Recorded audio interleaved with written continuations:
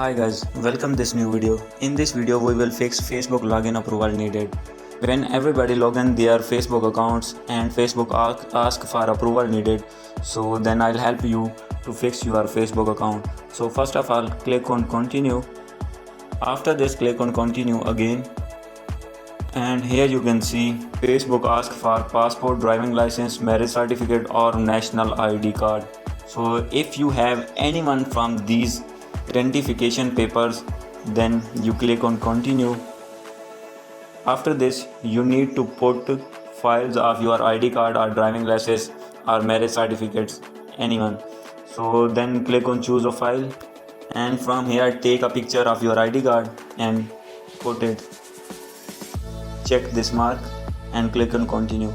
I have not uploaded any documents, therefore Facebook asked for upload failed. So when you upload your passport or ID card, then Facebook will fix your Facebook account. So hope you like this video. Please do subscribe, comment and share. Thank you.